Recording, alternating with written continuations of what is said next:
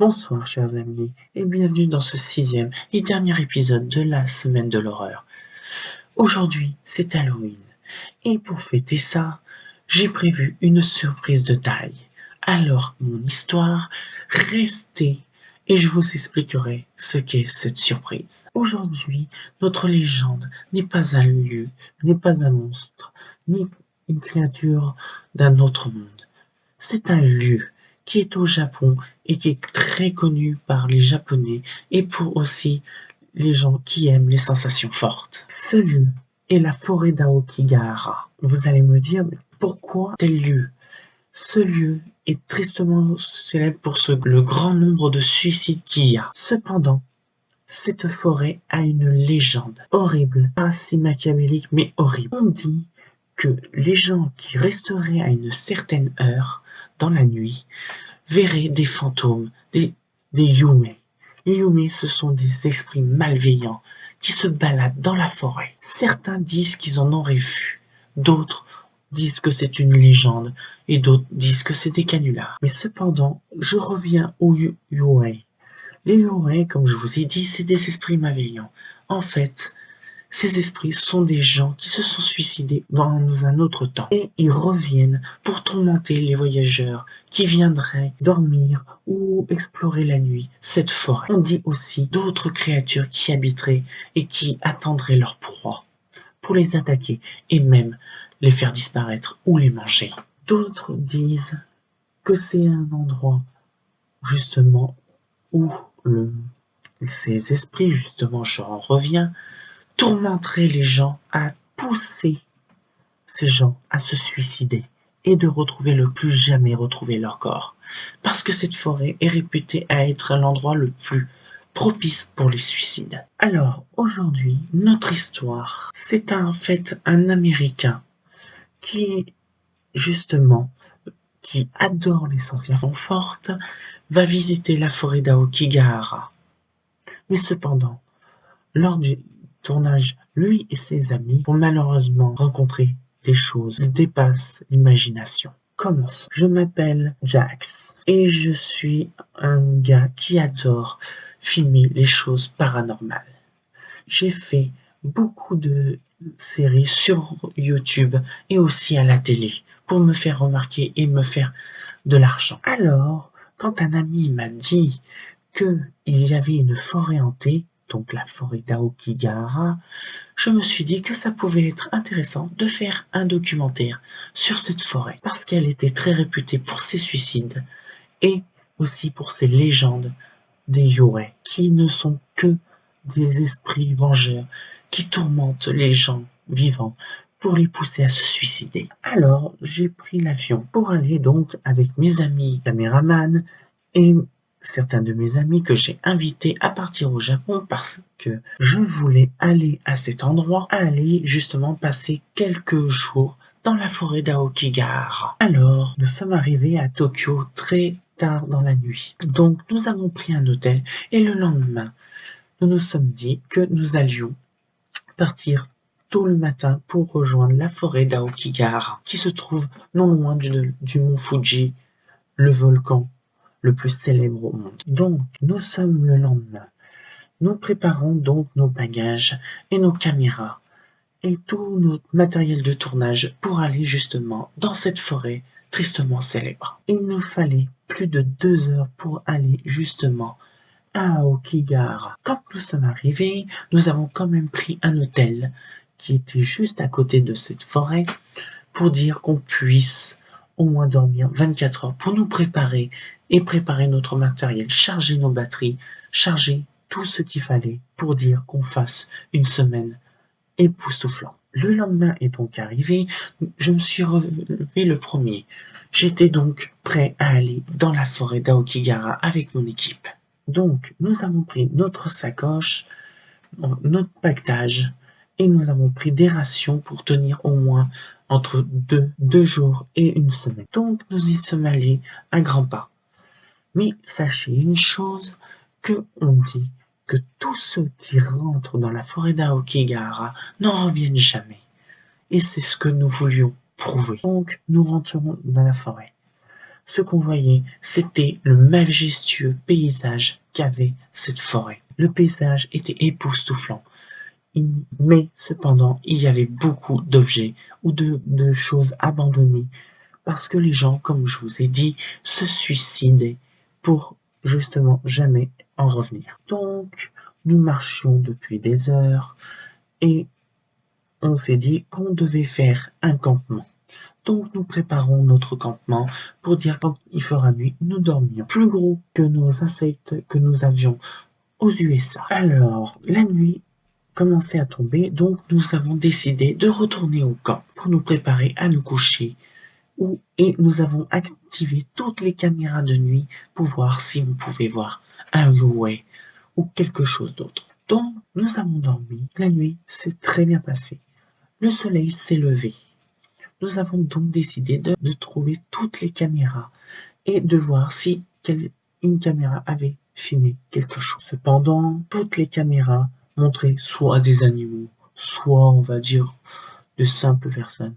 Mais une caméra a filmé quelque chose d'inhabituel. Il a filmé quelque chose, une femme, qui était sans yeux, mais avec des dents acérées comme des lames de rasoir et des griffes énormes. C'était un louet. On était sûr que ils étaient là. Donc, nous avons décidé de laisser notre campement ici. Donc, sans trop tarder, nous avons décidé de préparer pour la deuxième nuit. La deuxième nuit, donc, tomba. Et cependant, il se passait quelque chose. Un vent, des pas ont été entendus. Mais alors que j'ouvrais la tente, j'ai vu la femme qui nous avait filmé en train de nous s'approcher à une vitesse fulgurante. J'ai juste eu le temps de fermer la tente et entendre ses rires glaçants. Le lendemain, nous pétrifiés de peur, j'ai décidé d'en parler à mes amis. Cependant, un truc avant que j'en parle à mes amis, c'est qu'une personne manquait. Elle avait disparu. Alors nous l'avons recherchée pendant des heures. Et cependant, nous l'avons retrouvée, mort, pendu. Nous ne savions pas ce qui s'était passé. Mais tout ce qu'on sait, c'est qu'à mon avis, il a dû se faire emporter par cette furie, a dû se faire tourmenter et a dû se suicider. Quand on a prévenu, nous avons appelé donc les Rangers. Mais le problème, c'est que les Rangers n'auraient été pas là après 3 jours. Donc, il y aurait pu avoir d'autres personnes qui se suicident ou un membre de notre équipe qui se suicide avant qu'ils arrivent. Alors, la troisième nuit, nous avons décidé de rester éveillés. Mais là, cette fois-ci, nous avons entendu des rires, mais des rires sanglants. Nous sommes sortis, il n'y avait rien, mais on a entendu des rires et des apparitions se rapprocher, tourner autour de notre camp. Nous avions donc compris qu'ils étaient là pour nous tourmenter. Moi et une de mes amies avions l'esprit assez dubitatif, donc nous étions, on va dire, assez étonnés. Quant aux autres, ils ont commencé à avoir peur.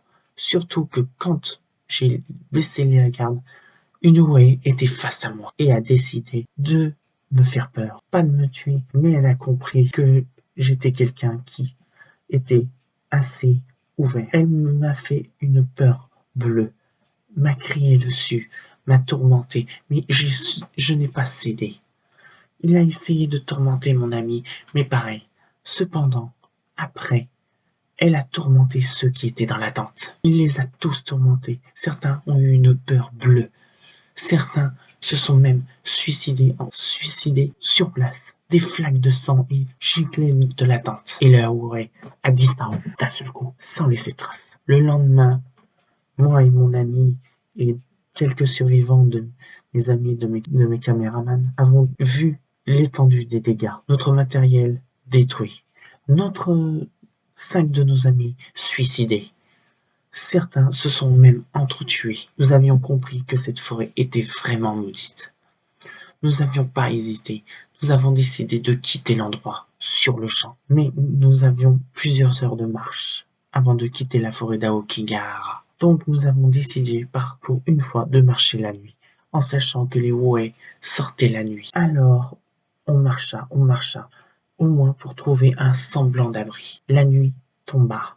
C'était donc le 4e jour et c'était ma dernière nuit où nous avons vu vivants nos amis. Moi et une amie avions survécu, mais cela je vous en expliquerai après. Ce qu'il s'est passé, c'est que nous avons marché et nous avons entendu les cris et les rires glaçant le sang se rapprocher de nous. Nous avons essayé de courir, mais cependant, on voyait des multitudes de corps, des multitudes d'apparitions.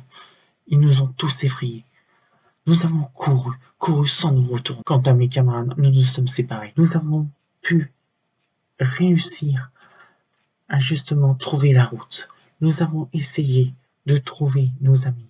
Mais cependant, on a vu quelque chose qui nous a fait pâlir de peur. Un de nos amis qui s'était suicidé il y a 2 jours est devenu un Oué et commençait à tourmenter les 4 personnes qui avaient survécu. Et en les voyant, et les Oué ont essayé de nous rattraper. Mais nous étions sortis d'Aokigahara quand ils sont arrivés. Ils ont voulu nous attaquer, mais ils n'ont pas réussi. Cependant, nous avons couru, nous sommes montés dans la voiture et on a vu nos amis se taillader les veines et même se trancher la gorge parce que ils ont été tourmentés, ils ont été poussés au suicide par ces Oué qui étaient pas contents de voir les vivants. Alors nous avons appuyé sur la pédale d'accélérateur et nous ne nous sommes pas arrêtés jusqu'à au moins atteindre une ville la plus proche. Quand nous sommes arrivés, nous avons pris un hôtel et nous avons pleuré toute la nuit. Aujourd'hui, ça fait 1 semaine que nous avons quitté le Japon. Aujourd'hui, je fais donc ce message que c'est la dernière fois que je fais donc des vidéos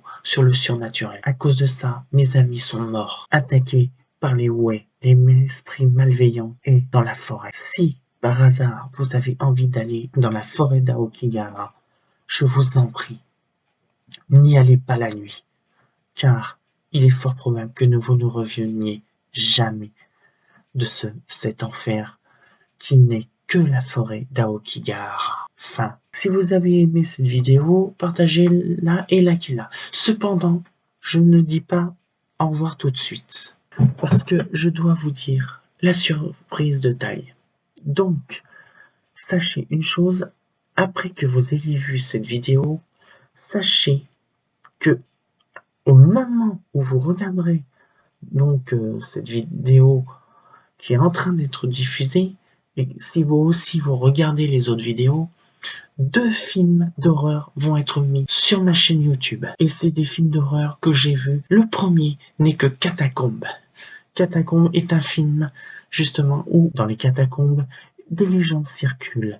Et il vous raconte aussi pourquoi certains endroits sont interdits au public. Mais sachez une chose, les catacombes peuvent cacher un secret. Et donc ce film parle justement que un groupe de gens qui veulent essayer de trouver un objet en particulier, mais vont être tourmentés par l'horreur qu'il y a dans les bas-fonds des catacombes, dans les zones interdites. La deuxième vidéo n'est que le Slenderman. Alors, c'est une vidéo justement qui parle de bande de jeunes qui vont être tourmentés par le fameux et célèbre Slenderman, qui est aussi malheureusement tristement célèbre et qui a été reconnu par justement des gens en psychiatrie parce que 2 jeunes adolescentes n'avaient pas tué mais avaient gravement blessé leur ami et qui avaient dit qu'ils avaient fait allégeance au Slenderman. Ce film est bien à part de cette histoire vraie. C'est vraiment l'histoire du Slenderman qui tourmente des enfants et des adultes. Bon, la vidéo est finie cette fois-ci, donc je vous dis au revoir. À l'année prochaine, peut-être pour une saison 2 de la semaine de l'horreur. Et je vous dis bon film d'horreur. Et sachez une chose, ne faites pas des cauchemars ce soir, parce que je vous aurais prévenu.